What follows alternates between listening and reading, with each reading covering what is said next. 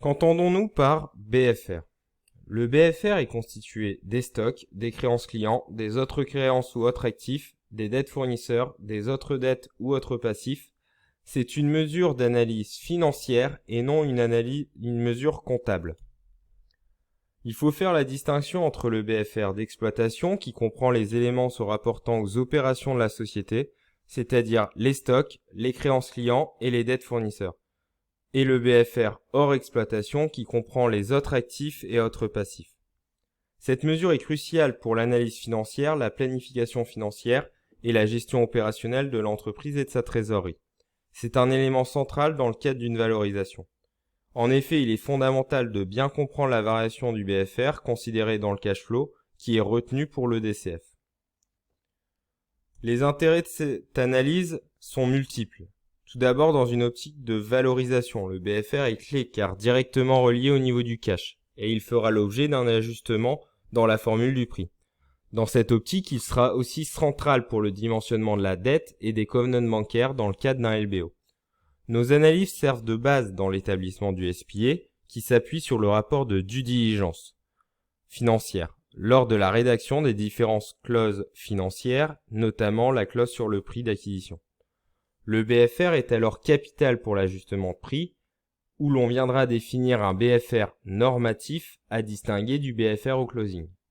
Il faut alors bien définir son niveau de BFR et le dépolluer de tout élément qui viendrait le distordre tant sur sa normativité que sur son caractère opérationnel. J'insiste sur le fait que le BFR est central, notamment dans la notion de prix d'acquisition. Parlons-en justement. Comment déterminer le prix d'acquisition?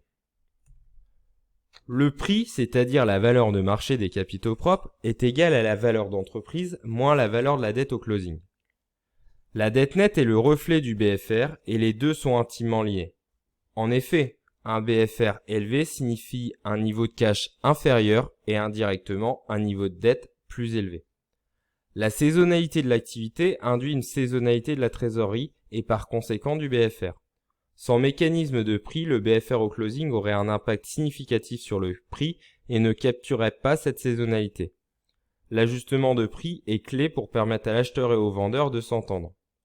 La solution est alors de couper la poire en deux, c'est-à-dire de faire la moyenne du BFR mensuel et de la comparer au BFR de fin de période. Essayons de comprendre pourquoi. Selon vous, à quelle période l'acheteur et le vendeur souhaiteront-ils closer? L'acheteur préférera acheter à une période où le BFR est le plus élevé, c'est-à-dire où il y a le moins de cash car la dette sera alors plus élevée et le prix d'acquisition en sera imputé d'autant. À l'inverse, le vendeur préférera vendre à une période où le BFR est le moins élevé, c'est-à-dire où il y a plus de cash. Dans la réalité, on va définir un BFR normatif de référence sur les 12 derniers mois glissants. En l'occurrence, dans l'exemple présent, de janvier à décembre. L'ajustement de prix correspond alors à la différence entre le BFR au closing et le BFR normatif. Prenons un exemple pour mieux comprendre. Vous récupérez les informations ci-dessous et vous devez trouver l'ajustement de prix sur la société T4U. Prenons quelques minutes et ouvrez votre tableur Excel.